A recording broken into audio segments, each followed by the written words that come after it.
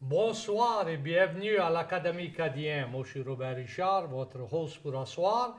On est bien content de vous avoir et bien content ce soir pour notre guest d'avoir Zachary Richard qui va visiter avec nous autres. Et pour commencer, je vais dire on est cousins et voisins. Ça fait, mais on se voit pas trop souvent. Mais quand même, on va Dommage pour visiter. moi, dommage pour Mais moi. peut-être, je connais pas, mais on va visiter et je pense que tout quelqu'un connaît que Zachary c'est un musicien.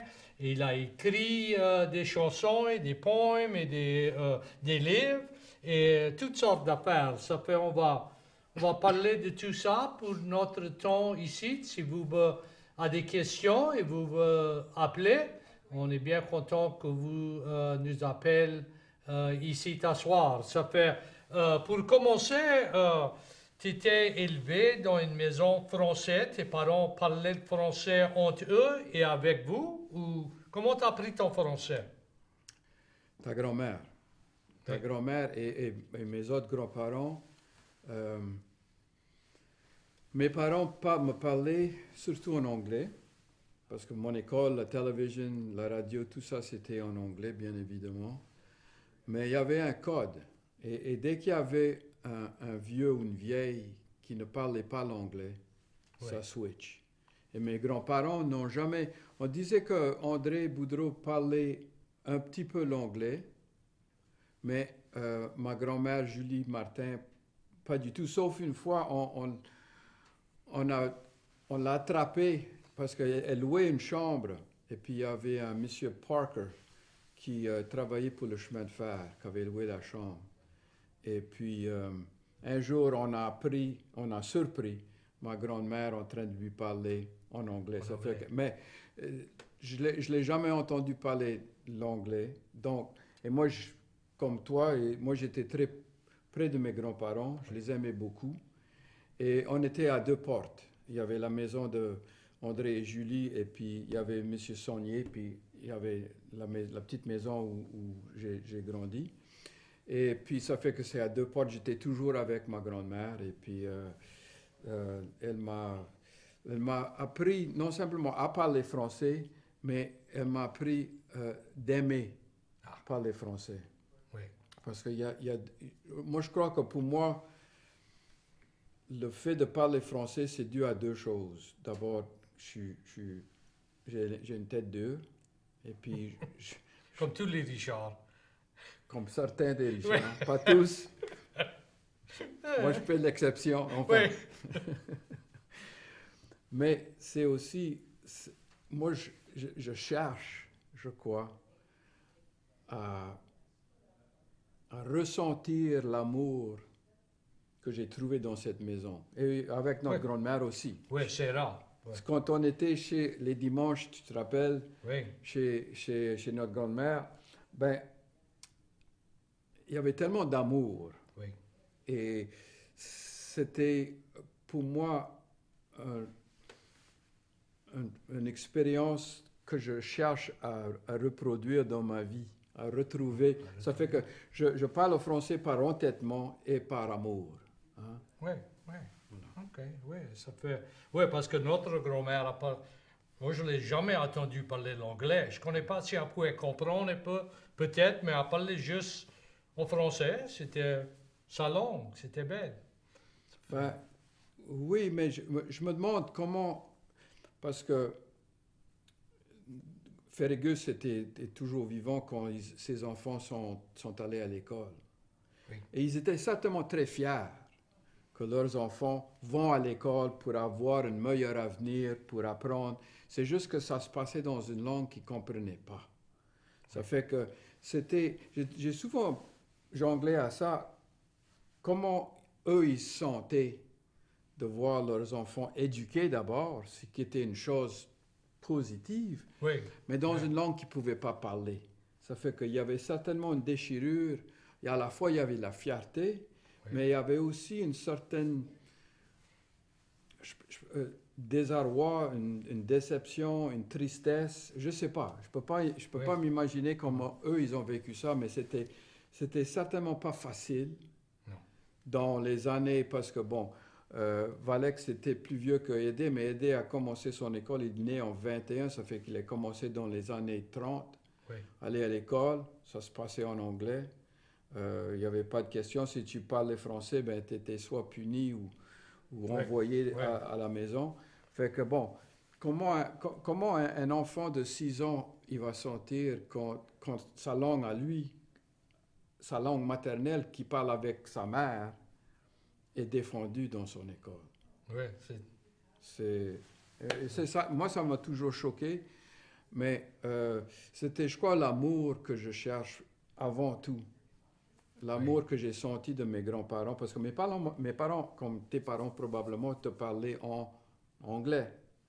Hein? Oui, oui, des fois, quand on était dehors après faire l'ouvrage, moi et mon père, on se parlait en français. Je ne connais pas pourquoi. OK. Dehors en français, dans la maison en anglais. Et lui, comme ton père, ils avaient été au collège, il avait le degré, mais ouais, il était bien confortable, me parler en français. Ça fait, je peux me pratiquer, mais quand même, je suis bien fier d'être capable de parler la langue toujours. Ben, ça m'étonne parce que Aidé ne me parlait pas en français, même quand on travaillait. Ah, Sauf à la fin de sa ouais, vie, quand il a été en Acadie, quand il a commencé à vraiment se pencher sur la généalogie, quand il a commencé à avoir une espèce d'éveil oui, d'identité. oui. Là, il parlait rien que le français. Mais j'ai pas de souvenir qu'il me parlait en français à la maison. Quand tu étais jeune. Mais quand il y avait un vieux ou une vieille qui ne parlait pas l'anglais, Oui. ben là, tout le monde parlait anglais. Ouais. Tout le monde parlait Parler français. en français, ça fait, la langue française était là. Et là, comment tu t'as intéressé dans la musique? Tes parents jouaient pas d'instruments ou chantaient ou comment ils t'ont appris ils t'ont appris la musique? À l'église. Ah, À l'église. Je suis allé à Cathedral. oui. Et puis, Bishop Shake Snyder a décidé qu'il voulait faire competition avec le Vienna Boys Choir. Ça fait que, non, c'est vrai. Il a commencé un Boys Choir à la cathédrale. Et puis, moi, j'ai try out, puis on m'a pris. Ça fait qu'à partir de l'âge de 9 ans, je chantais à tous les jours Ah, ok. à l'école, parce qu'on pratiquait à tous les Oui, jours, et puis oui. on chantait la grande messe pour Le l'évêque dimanche. le dimanche. Ça fait que moi, j'étais dans le chant grégorien, les chants ecclésiastiques, mais ça m'a donné, là encore, ça m'a donné l'oreille, Oui. hein, et ça m'a donné envie de chanter, parce que j'aimais ça. Et puis on était dans le choir loft à la cathédrale, tout habillé on avait des monk's robes en blanc. Oui. Et puis, c'était impressionnant pour un enfant de 9 ans. Ça fait que j'ai chanté, mais là, j'ai abandonné le bon Dieu pour chanter pour le diable quand j'avais 14 ans. J'ai commencé à faire du rock and roll. Ah, Enfin, ça, c'est toute une autre histoire. oui, oui, ça fait. Mais j'ai pas commencé avec la musique française, j'ai commencé avec la musique américaine. Ouais. C'était les Beatles, the Rolling Stones, tout ça, The Doors, The Byrds, ça Ouais, m'a c'était influencé. notre âge, c'était notre musique. Mais après que j'ai eu mon premier record contract en 72, toi, tu n'étais pas né encore. Tu étais encore dans tes Oui, couches. j'étais un petit bébé. Mais j'ai acheté l'accordéon. J'ai eu 2500 pièces in advance. Puis c'est à partir de ce moment-là que mon père a dit, well, peut-être il peut faire une carrière parce que j'avais pas fait 5 sous avant ça. Mais anyway, j'avais 22 ans. Et puis là, j'ai acheté l'accordéon parce que j'étais curieux. Je connaissais pas ça. Non. Je connaissais que ça existait parce que je crois que quand on allait dimanche chez Sarah, il y avait Passepartout qui jouait des Oui, fois. oui, et Ça fait que- Aldus Roger. Ouais, je savais que ça existait, mais il n'y avait personne dans l'entourage. On dit que Ferregus jouait l'accordéon, mais bon, personne ne sait plus que ça. Mais quand j'ai acheté l'accordéon, ça m'a poussé dans le monde de la musique traditionnelle, de la musique française du sud de la Louisiane, et j'étais comme, wow, Ah, Lawrence Walker, wow, Blackie Forestier, wow, Ira le Jeune, wow. Ça fait que j'étais vraiment, vraiment très, très inspiré par ça. Et je me souviens, la première valse que ça va parler parce que la première valse que j'ai pu jouer, c'était j'ai passé devant ta porte. oui. J'étais tellement fier que je suis allé voir Sarah et j'ai dit, Sarah, gars, je l'ai joué un petit peu, puis je vais aller au Canada. Et puis elle m'a dit, well, je souhaite que tu vas trouver un bon job. Si tu as dit, pas que ta musique était bonne, mais Non, non, non, je souhaite que tu vas trouver un bon job. ah, et ça fait parce que tu avais été au collège à Tulane, dans la Nouvelle-Orléans, Oui. et tu as gradué de Tulane, Oui. et là, avec ton degré de Tulane, tu as été jouer la musique au Canada. Ça fait, comment cette expérience était? Tu t'as logé au Canada avec un job ou tu t'as logé avec ton accordéon et tu souhaitais que tu aurais trouvé quelque chose? La- je ne sais pas si c'est divine intervention ou juste la chance, mais la vie m'a toujours tiré vers le français et vers la musique française. Et puis, bon, j'ai pas commencé à faire la musique cajun. J'ai commencé à écrire mes premières chansons. Quand j'étais à Tulane, j'ai fait JYA en Angleterre. Et puis, là, tout ce que je voulais faire, c'était d'écrire des chansons. Au grand chagrin de mon père, quand je suis revenu, puis j'ai dit, Pop, guess what? I just want to be a folk musician. Ça, c'était pas trop hot. Mais j'ai quitté et une histoire d'amour, ben, j'ai déménagé à New York. Et puis, j'ai commencé à écrire mes premières chansons. C'était plutôt folk rock, un peu, en anglais. Oui. Et puis, je suis allé, j'ai fait un demo recording, puis là, je l'ai emmené dans tous les record companies à New York. Et puis, à un moment donné, on m'appelle et me dit, Hey, Elektra Record wants to sign you to a contract. Ça fait que, boum, c'était parti comme ça. Ça n'a rien donné pour des raisons qui ne sont pas vraiment très intéressantes. Mais je suis revenu en Louisiane et puis là, j'avais l'accordéon. Puis avec Bessel Douillon, Michael Doucet, Jody Larivière et Roy Harrington, j'ai formé le Bayou Drifter Band. Et puis on jouait à Jay's Lounge, à Cankville, et puis à Antlers ici à Lafayette, et puis personne venait nous voir. Les vieux disaient, ça c'est trop rock and roll, et puis les jeunes disaient, c'est trop tchank et C'est tchank. trop check et check. Ça fait qu'on n'avait pas de place et nulle part, mais on avait un public, on avait one audience, c'était les enseignants de French Teachers du Canada Ah, qui appréciaient ce qu'on faisait. Et puis, il y avait toujours la délégation du Québec à Lafayette. Ça fait que Léo Leblanc m'envoie au Québec pour le carnaval. Le carnaval, ce qui est le Mardi Gras.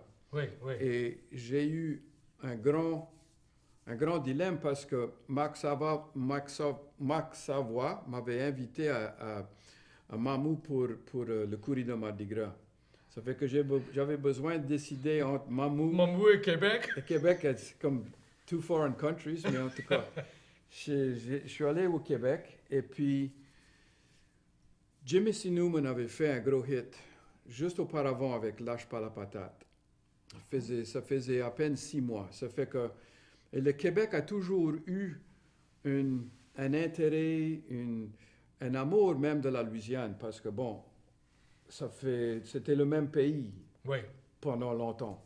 Ça fait que la Louisiane était fondée par un Iberville qui était un Québécois, mais enfin, ça c'est pour la petite histoire.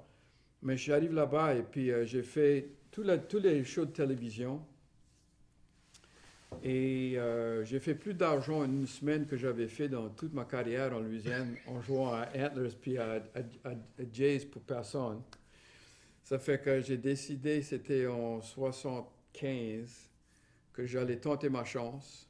Ça fait que moi et Roy Harrington, le bassiste, et Richard Guidry, oui. on est partis au Canada pour se faire refuser à la frontière parce que le immigration officer, il dit, ben, qu'est-ce que vous venez faire au Canada? Je dis, je viens faire de la musique. Il dit, t'as un contrat? Je dis, non, j'en ai pas besoin parce que I'm a big J'ai hit. l'amour avec la musique, ça m'en prend. Et puis il dit, pas de contrat, get out of here.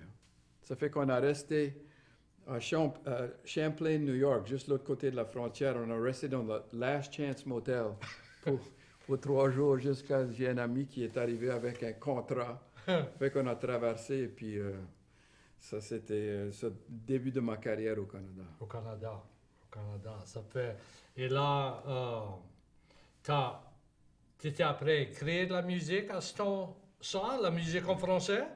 Non, le premier album que j'ai fait de langue française, Pas eu de mystère, c'était en 76 et puis c'était j'avais écrit, je crois, 2 chansons, la chanson pour les enfants d'Acadie et Les Beaux Yeux Noirs, mais la plupart c'était des chansons traditionnelles. J'étais au bar, le Basco Stomp, Oui. que j'ai interprété à ma façon. Mais le deuxième album s'appelait Mardi Gras, et puis là j'avais traduit de mon anglais en français. Mais le troisième album, c'était Migration, et puis là, j'ai commencé vraiment à écrire en français. OK. Voilà. Et tu as pris ton inspiration pour écrire. Ça, c'est dur ou ça vient aisé pour écrire des chansons? Et tu écris les mots et la musique, les deux? Ouais. C'est une question très, très intéressante. Je ne sais pas d'où ça vient. Pour moi, c'est une expérience spirituelle parce que je rejoins l'esprit et je suis habité par quelque chose, une puissance, je ne sais pas. Je ne veux pas le savoir non plus parce que si je l'apprends trop, c'est pas ici que ça se passe. On est et tous les artistes, qu'on soit artiste peintre ou cinématographe ou auteur ou romancier ou chansonnier, peu importe, l'inspiration vient de l'expérience commune que nous avons. Enfin, on peut avoir des grandes théories là-dessus à la Carl Jung, mais il y a dans l'expérience humaine un besoin d'exprimer son émotion. Et ça vient depuis toujours. On dit que les chimpanzés, quand ils traversent la forêt, ils tapent des rythmes pour communiquer. Donc, c'est vieux tout ça. Oui. Et puis, comme à Lascaux, dans les caves à Lascaux, j'imagine nos ancêtres en train de battre avec il y avait des fémurs de mammouth et puis ils étaient en train de communiquer avec l'esprit, communiquer avec le divin. Et moi, ça a toujours été, mon objectif, c'est d'exprimer quelque chose qui va toucher les autres. Mais j'ai jamais, c'est pas là-dedans que ça se passe. J'ai jamais dit, oh, aujourd'hui, je vais écrire une chanson. Je prends ma guitare, je m'assois au piano, puis je commence à barboter, puis blablabla. Puis à un moment donné, ça vient? Quelque chose qui va venir, un mot, qui va devenir une phrase, qui va devenir le début de quelque chose. Et là, il faut avoir quelque chose à raconter. Une histoire. Une histoire à raconter qui va communiquer de l'émotion. Donc, ça, je sais faire, parce que ça fait 50 ans que je le fais. Mais c'est d'où ça vient, pourquoi ça vient, je ne sais pas. Et tu écris les mots et là la musique, ou la musique et là les mots, ou ça dépend? La musique vient toujours, d'abord. Et puis, les chansons, il y a 3 étapes, normalement. Il y aura l'inspiration, je vais avoir une idée. Oui. Et puis là, je vais le mettre de côté. Et puis là, des jours ou des semaines ou parfois des années plus tard, je vais le sortir et puis je vais le travailler. Mais c'est jamais fini parce qu'il y a une 3e étape qui est le polissage.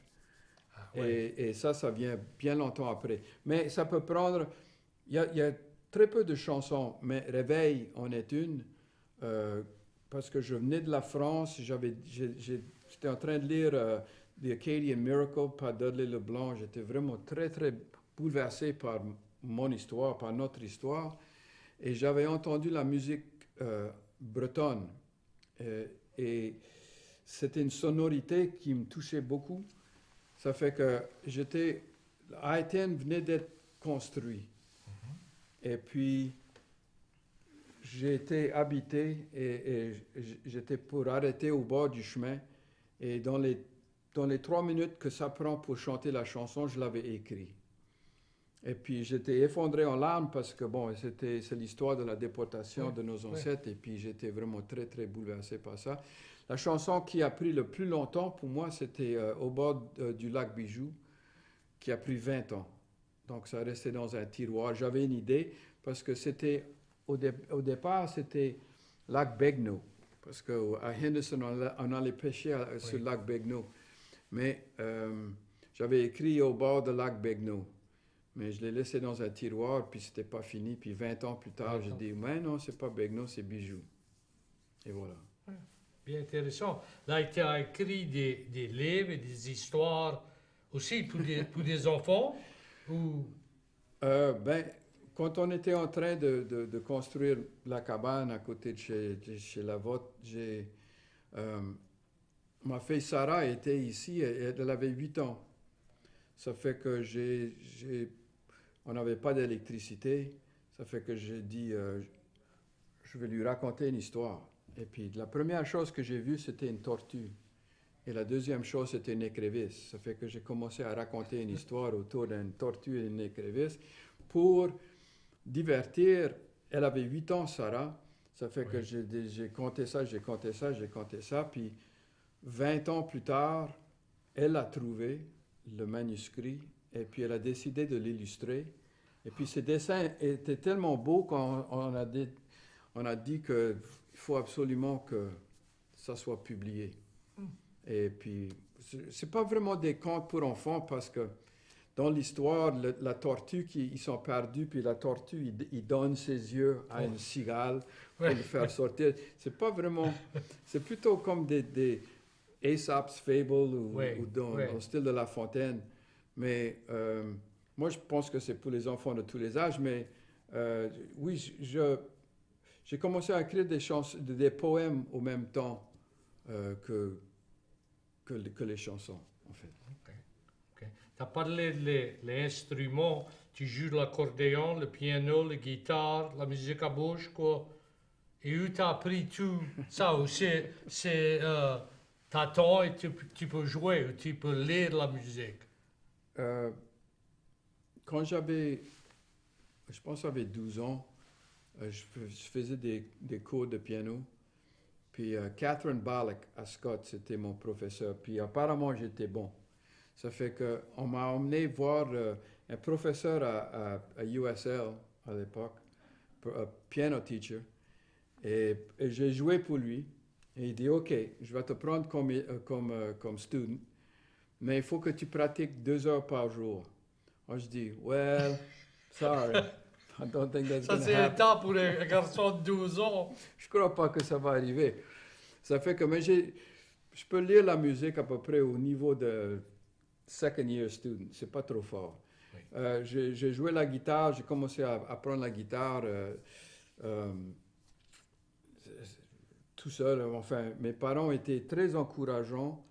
Ils ne savaient pas, ils étaient en train de créer un monstre, mais ils me donnaient des guitares. Il y avait un professeur à la fin, il s'appelait Bobby Brooks. Puis j'ai appris à jouer la guitare, mes premiers accords. Mais moi, je ne suis pas musicien autant que chanteur. Et puis ce que j'aime faire, c'est d'écrire la musique et puis d'écrire la chanson et puis de la chanter. Okay. Tu joues de l'accordéon aussi. Et tu as appris ça... J'ai joué de l'accordéon. Je suis retired. Tu joues pas l'accordéon. Ben oui, non, il y en a tellement qui jouent tellement mieux que moi. Et je ne me vois pas comme un musicien traditionnel. Je sais pas. Ce qui m'intéresse, c'est d'écrire des chansons. Et j'aime pas trop de rester dans un certain style. Pour moi, il y a 2 sortes de musique, la bonne puis la mauvaise. Puis j'essaye de me plaire d'abord et puis d'écrire. Et puis il faut aussi dire que ma carrière se passe au Québec depuis, Oui. depuis 75. Ça fait que ça fait un grand bout de temps. Fait que je suis encouragé à chanter parce que j'écris et je chante dans les deux langues. Oui. Puis j'avais une grande période où je traînais à travers les États-Unis. On faisait 250 spectacles par an, living on a tour bus, tout ça. Là, c'est une vie qui est dure, mais j'ai fait ça. Oui. Mais ce qui me touche le plus, c'est d'écrire, c'est de pouvoir créer quelque chose. Ça fait, tu as écrit d'autres histoires, autre Ouais. que la tortue, les Ben, il y crevettes. en a 4 qui sont 4. publiés. Je suis à mon 6e recueil de poésie. Donc, je vous ferai un extrait maintenant. Crie sur le bayou. Comme si c'est trop tard. Comme si la bataille est perdue, tout le monde proche de se tourner de bord et courir se cacher dans le grand bois. Comme si aucune graine poussait dans cette terre sèche et poussiéreuse, et que la Saint-Médard s'annonçait sans pitié. Et que ni les hommes, ni les animaux, ni les plantes, ni les pierres, ni les microbes, ni les soupçons s'entendaient, mais se lançaient des grimaces et des insultes. Leurs yeux rouges, les dents grinçantes, et que tous les courageux avaient tombé comme les chênes blancs à la fin de leur temps, laissant un silence de cercueil sauvage, étouffant tout, même la conception de la fin subie, quand soudainement le vent est tombé brut, et j'ai entendu un cri. Un cri sur le bayou comme je n'avais jamais entendu. Un cri comme le roi des cocauderies, ses poumons remplis de musique, comme un fursé courtisan le soir, comme un malion au haut du ciel, comme un ange, comme la voix de Dieu parlant à son amant après avoir fait l'amour. Et mon cœur s'est mis à battre, comme pour casser ma poitrine, et je regardais autour de moi, furtif, me demandant si quelqu'un d'autre l'aurait entendu aussi. Bien bon, bien bon, bien bon. Ça fait, t'as écrit ça. Ouais, Crie sur le bayou, ça c'est je crois que c'est le 3e recueil. Alors, le premier c'était Voyage de nuit, ensuite il y avait Feu, Faire récolte, le 4e Outre le Mont, le 5e Zuma, et puis là je suis en train, cette année je vais publier mon 6e recueil de poésie. Voilà. C'est la même affaire, ça vient et t'as ton les mots et t'écris, ça prend aussi longtemps que écrire de la musique. J'ai un cahier avec moi, Robert, que j'écris proche à tous les jours.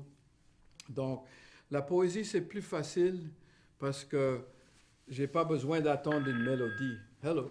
Oh oui. Ah. Bonsoir, l'Académie acadienne. Bonsoir Robert. Bonsoir, Père Vidrine. Comment ça va? C'est David Green. Ça va bien, merci. Merci pour un bon show avec Zachary. Mais bien, merci. Bon. Oui, j'ai dit quand j'étais avec toi sur le show que j'ai étudié à Toulouse pour un cours d'immersion en français. Et pendant les 2 semaines à la fin, j'étais seul avec le professeur. Et un jour, elle était bien ravie, bien excitée.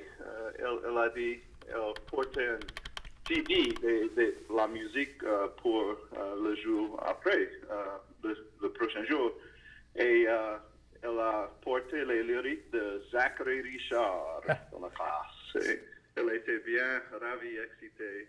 Et c'était bien bon d'étudier les lyriques de Zachary avec elle et pour prendre le français. Oh, Et okay. j'aime bien le documentaire que Zachary a fait contre Marie, Against the Tide. C'est une grande joie. Et il y a quelques années, j'ai vu le spectacle que Zachary a fait à Takapa. C'était bien bon, à Takapa. Et à cette heure, je suis une grande joie curé de l'église de Tacapa. Hein? Oui. C'est quelque chose. Bon, merci bien. Hein? Mais Pour le... merci pour avoir appelé. Oui, merci. All right, bonsoir. Ah, je veux allez. vous dire, Père Védrine, que votre enseignant, votre teacher en France était une femme de grande culture. Oui, bien sûr, oui. Merci, Zachary. All right, bonsoir. Bonsoir. Ça fait, oui, tu as fait ton documentaire, quoi, Against the Tide. Et comment ça s'est venu? Et c'était dur à faire? Et... Ben, moi j'étais choqué à voir comment l'histoire des Acadiens était occultée dans l'enseignement en Louisiane. In the official textbook, Houghton and Mifflin, il y a un paragraphe et ça dit The Cajuns are descended from Canadians, ce qui n'est pas vrai, and they like to eat and drink wine. C'est comme non, ça c'est pas du ça fait que on a décidé avec Pat Meir qu'on allait quand même, et puis c'était surtout parce que il y avait René Légère qui était avec la Société nationale des Acadiens. Bonsoir, Académie Cadien. Bonsoir, Monsieur Richard. C'est Richard Landry qui parle. Oui, bonsoir, Richard. Bonsoir. Premièrement, je veux vous remercier de voir Monsieur Richard sur le programme à soir. Il y a un tas de Richard dans l'affaire. Parce que ça me donne mon cœur une fierté que des premiers cousins puissent conversation comme vous autres.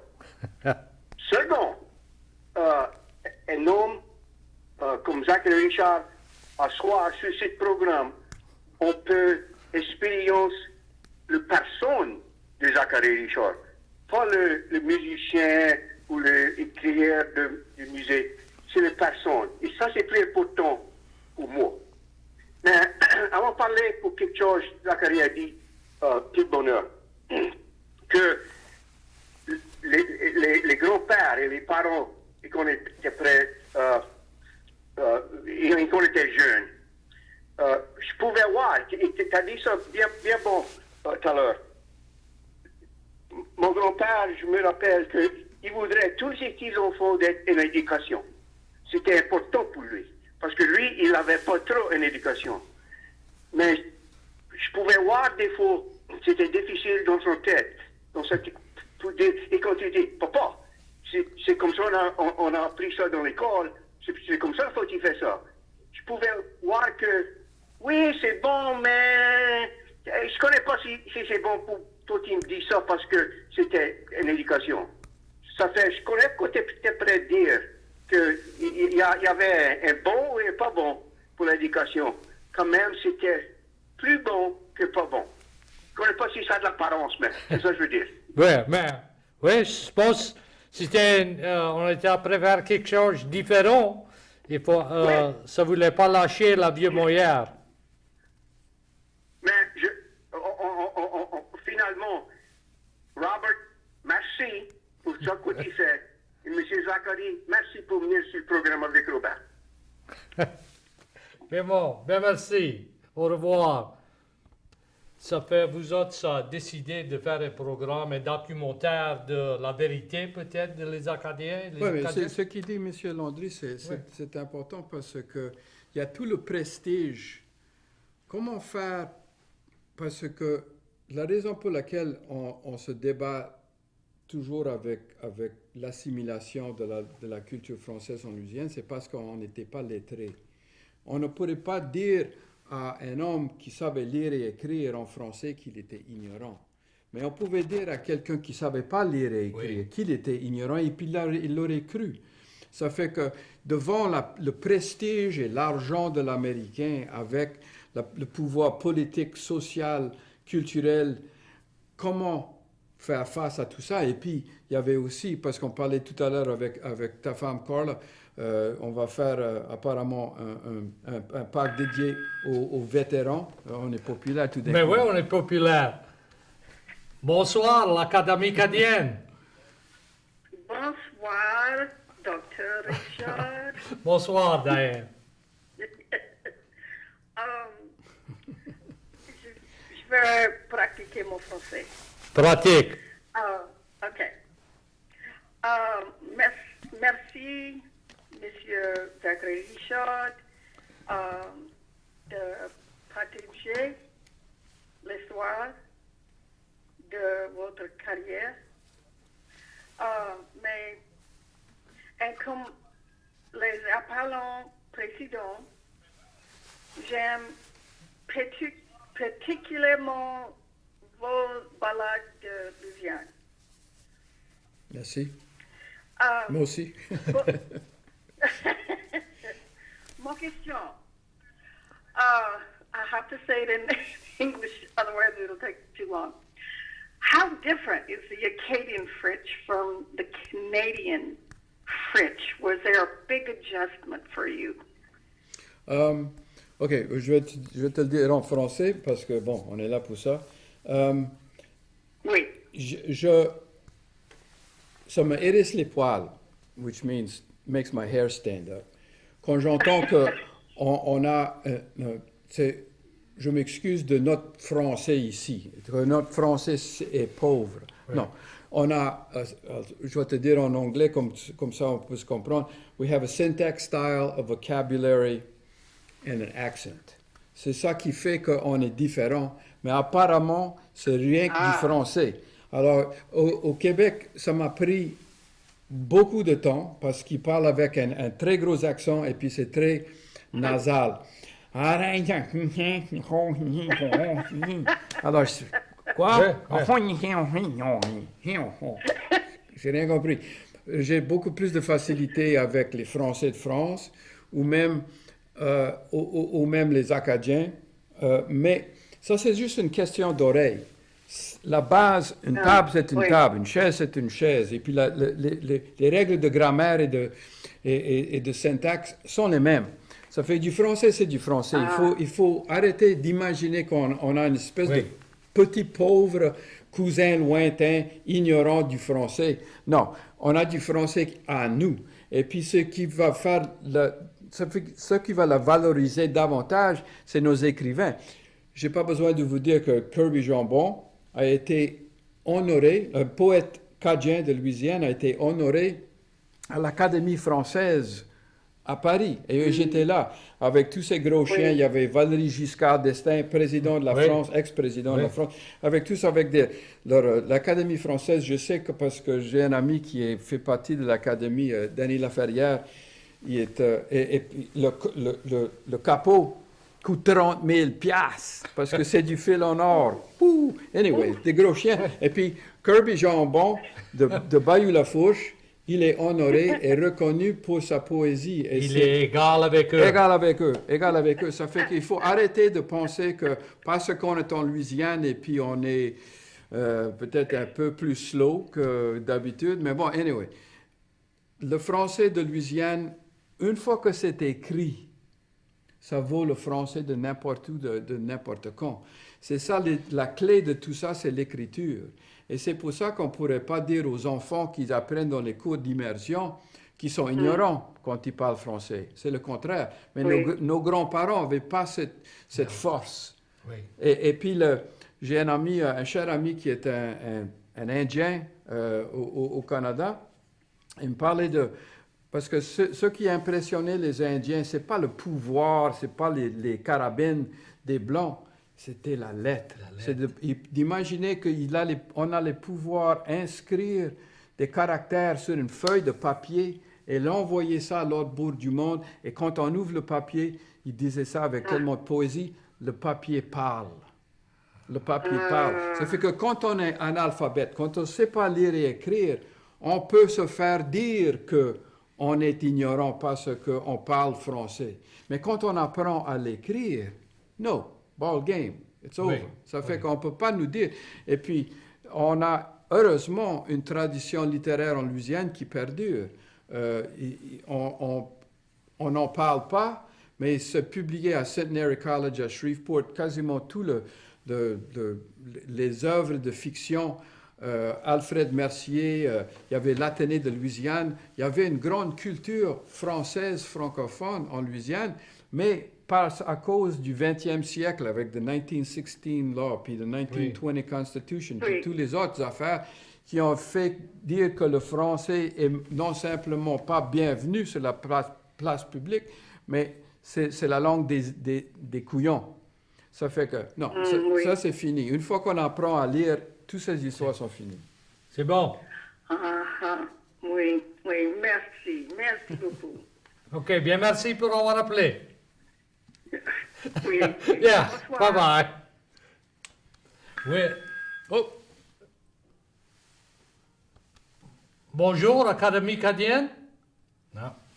Ça fait notre grand-mère. Je ne crois pas à pouvoir écrire, Si.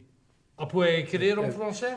Je l'ai perdu, puis c'est une grande tristesse pour moi, mais quand je suis parti à New York, j'avais 21 ans, mon père m'a donné une prière que Mongon avait écrite à sa main. À sa main. Bonsoir, l'Académie acadienne. Comment ça va, Monsieur Simon? C'est bon et vous? C'est-tu bon? J'ai une question pour Zachary. C'était ton premier, comment ça dit en anglais, big hit. Mon premier, I'm still waiting.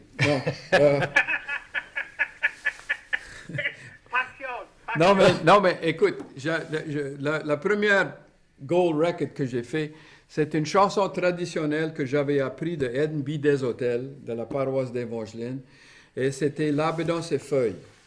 Alors, l'arbre dans ses feuilles, puis c'est on dit un round en anglais. À chaque fois, ben, cœur d'oiseau, oiseau est dans l'œuf, l'œuf est dans le nick est dans le trou, trou est dans le nœud, dans la branche est dans l'arbre. Bon, et puis, mais j'avais fait une version reggae-fied. Ça fait que c'était 76, 77 par là. Oui, c'est mon premier gold record. Puis là mon père était fier. Là, ouais. Combien de temps ça a pris pour qu'il arrive au bon moment? Well, j'avais commencé, j'ai jamais rien fait à part la musique. J'ai gradué collège et puis je me suis mis sur la route pour faire la musique au grand chagrin de mes parents jusqu'à ce que j'ai eu un gold record. Mais ça a pris, j'étais sur la route 5 ans, un bon 5 ans. Mais là, curieusement, parce que le Québec, c'est un petit pays. C'est à peu près la taille et la population du Texas. Il y a 5 000 personnes au Québec. Ça fait que c'est petit. C'est petit. Et une fois que tu as joué sur tous les coins de rue, à un moment donné, il faut s'en aller. Ça fait que je suis parti en 81, je suis revenu, j'ai bâti la maison. Et puis j'ai commencé à jouer dans les bars alentour ici. Et puis là, ça m'a emmené à traîner ma brouette partout aux États-Unis et même à travers le monde. Mais 15 ans plus tard, je vais au Congrès mondial acadien, le premier en 94. Et c'est comme si la culture française m'a pris par la nuque puis m'a traîné. Et puis là, j'ai commencé à écrire en français pour la première fois depuis 15 ans. Parce que pendant tout ce temps-là, j'avais fait 4 albums en anglais. Et puis ma carrière était anglophone. Puis là, après le congrès mondial, je me suis mis à écrire en français pour la première fois depuis 15 ans, pour aucune raison. Des fois, ça met du temps.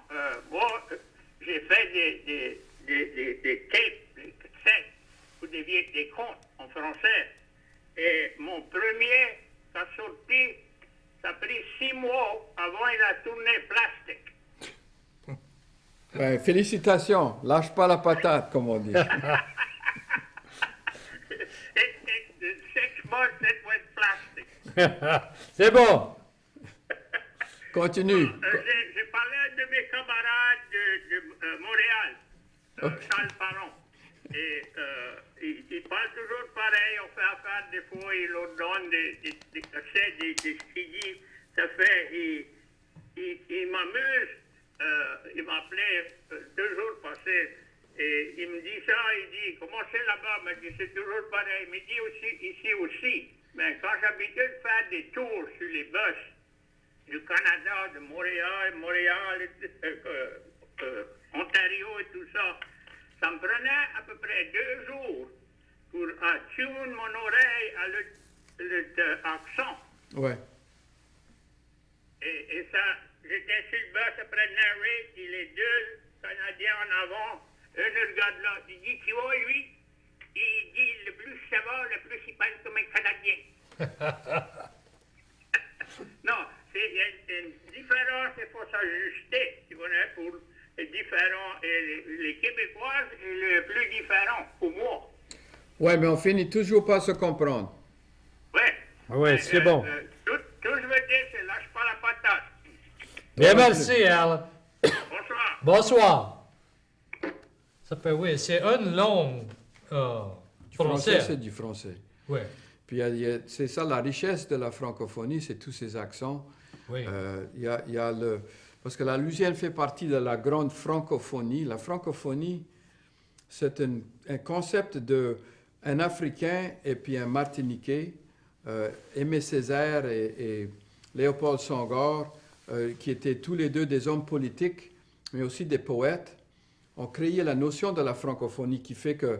Et puis, les démographes prévoient que la langue française sera la langue la plus parlée dans 2050. Oui. Donc, il y aura 750 millions de gens qui vont parler français sur la Terre.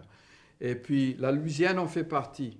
Et puis, c'est une autre communauté, c'est une autre vision du monde, c'est un autre style. C'est pas moins bien ou mieux que la culture américaine, mais c'est une culture avec de la valeur et la Louisiane en fait partie avec son héritage et avec son avenir aussi, parce que maintenant que nous avons les programmes d'immersion, c'est sûr que la langue française aura une place en Louisiane, d'après moi, pour toujours. Oui, pour toujours. Ça fait... Le temps pourrait passer vite, c'est bien intéressant, mais allons parler un petit peu plus pour Against the Tide. Et OK. Comment dur c'était pour faire ça? Et... Ben, j'ai vu, il y avait un film qui était fait par the US Park Service qui racontait la déportation. Puis j'avais vu des extraits. C'était des reconstructions. C'était des redcoats et puis des gens dans le temps. Puis bon, ça racontait la déportation. Et puis, René Légère de la Société nationale des Acadiens est arrivé à Lafayette en visite et il nous a très, très généreusement donné accès, enfin, nous a donné son approbation. Il a dit, OK, pour nous, c'est bon, tu peux user ça. Fait que tout ce qu'on avait besoin, c'est comme fill in the blanks. Mais moi, j'avais compris, très mal compris, mais on m'avait dit que documentary footage, ça coûte 1000 piastres par minute. Mais ça, c'est pas 1000 piastres par minute pour le faire. Ça, c'est pour l'acheter une fois que c'est déjà fait. Ça fait que moi, Et puis, on avait ramassé... Il y avait le Lions Club of France qui nous avait donné 30 000 piastres. Ça fait que je dis... On est arrivé. Mais là, j'ai compris que pour réaliser, pour produire, c'était bien plus coûteux que ça. Mais je suis allé commander Kathleen Blanco. Elle n'était pas gouverneure, elle était lieutenant-gouverneur, elle était chef du département de tourisme. Oui. Et puis, à ce temps-là, croyez-le ou pas, la Louisiane était riche. Ça fait qu'il m'a fait un chèque de 200 000. Et puis, on est parti comme ça. C'est grâce à Kathleen Blanco que le film s'est fait. Avec Pat Meir, on a tourné sur le Grand Pré en Acadie. C'était assez... Je ne veux pas user le mot miracle, mais allons dire que c'était quand même grâce à... Et puis, j'avais toujours... Et puis, peut-être ça... Ils vont dire il est plus takala qu'on pensait. Mais c'est comme si j'avais toujours entendu nos ancêtres qui me parlaient, qui disaient « Lâche pas, tu vas arriver, ça sera bien. » Puis j'avais ça dans ma tête et dans mon cœur. C'est une histoire qui devait être racontée. Et puis une fois qu'on... Tu sais, on est de la même famille. Une fois qu'un Richard, il décide qu'il va faire quelque chose, Il n'y a pas grand-chose qui va l'arrêter. Ça Non, fait il que va le faire. on a toujours besoin de faire quelque chose. Ça fait que bon, on n'a pas gagné pendant... Ça nous a pris 2 ans. Et à un moment donné, c'était à plein temps. Mais j'étais épaulé avec mon camarade Pat Meir qui a fait un magnifique travail. Puis on a gagné toutes sortes de prix avec ça à travers le monde et je suis bien fier de l'avoir fait. Oui. Mais c'était pas juste moi qui... J'étais aidé par beaucoup de monde tout au long. Et surtout, j'avais, je crois,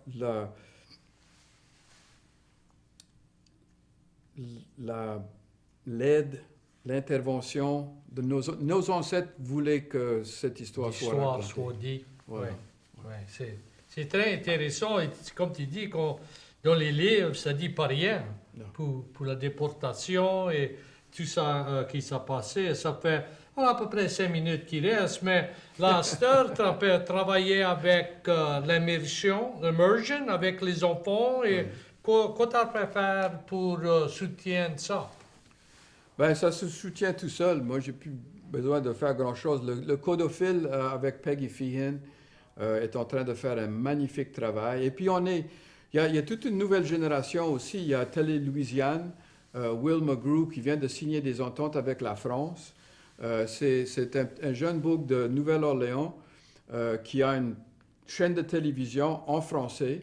Et puis, il est en train de faire des choses magnifiques.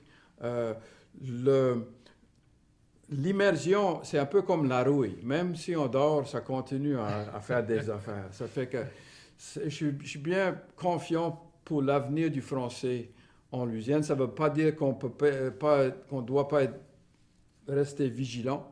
Oui. Parce que ça a pris une génération. Nos grands-parents ne parlaient pas l'anglais. Et puis nos enfants parlent à peine le français. Ça fait que, bon, on voit à quel point une culture peut se perdre. Oui, on peut perdre. Mais pour des raisons que je ne comprends pas très, très bien, il y a une force dans la culture française en Louisiane qui refuse de disparaître, qui refuse de mourir. Donc, il y a toujours un petit jeune qui arrive pour brasser l'affaire. Brasser l'affaire. Ça fait quoi c'est qu'on a avant de Zachary Richard? Bobby. Quoi c'est ton bucket list pour faire dans la musique ou dans les poèmes ou n'importe quoi? Ben, je suis en train de travailler avec un symphony orchestra à Montréal pour faire une espèce de... Je revisite mon répertoire, tous les classiques. C'est en anglais, mais surtout en français. Et je suis en train de préparer ça, puis ça sera lancé l'année prochaine. Et puis là, je vais traîner ma brouette avec ça pendant toute l'année. Mais j'essaye d'écrire un novel, un roman en langue française. Ça fait que, bon, puis en plus de ça, ben, je ne suis pas loin. Ça fait que si vous avez envie de m'inviter, je suis toujours mangeur de gombo. Tu vas manger peut-être un petit peu de vin ou quelque chose pour avoir bon. Ça fait bien, merci pour avoir venu. Ça fait plaisir. On a parlé toutes sortes d'affaires, c'était très intéressant. Et je crois que le plus important à dire, c'est que notre français est bon. Notre français, c'est l'équivalent de tous les français. On a un accent, on a un style de syntaxe, on a un vocabulaire. On ne sait pas ce que c'est qu'un chaoui quand on est à Paris. Mais bon, on a une richesse culturelle et linguistique qui vaut la peine d'être promue et préservée. Oui. Et pratiquée. Ça fait, on souhaite que quand quelqu'un va appeler, je l'ai dit, s'il faut qu'il parle en anglais, c'est OK, mais... tu vas attendre et t'as des fois, j'ai des mondes qui disent j'ai compris plus que je croyais j'aurais compris quand vous autres étiez après parler. C'est comme c'est dans notre tête et on comprend le français. On ne croit pas, on va comprendre, mais on comprend. Ouais. Et si on va, moi j'ai eu la chance à être à des congrès, c'est la même langue et c'est du même monde dans New Brunswick et tout ça. Ça fait encore Bien, merci. Ça me Et fait des plaisir. bonnes fêtes. Et dans 2 semaines, on va être ici encore avec un autre guest. Et je souhaite que vous autres va nous guetter. On essaie, excusez-moi, on essaie de prendre les programmes, on les met sur un YouTube channel. Ça fait, si vous va sur YouTube et guettez l'Académie Cadien, vous pouvez voir des programmes qu'on a déjà fait. Et on a plusieurs guests. On a après essayé d'avoir dans 2 semaines et là dans janvier. Ça fait bien merci pour avoir écouté. Bien merci à Zachary pour venir visiter. Et on vous souhaite tous une bonne semaine. Et on va vous voir dans 2 semaines avec un autre programme sur l'Académie Cadienne. 15 seconds, smile.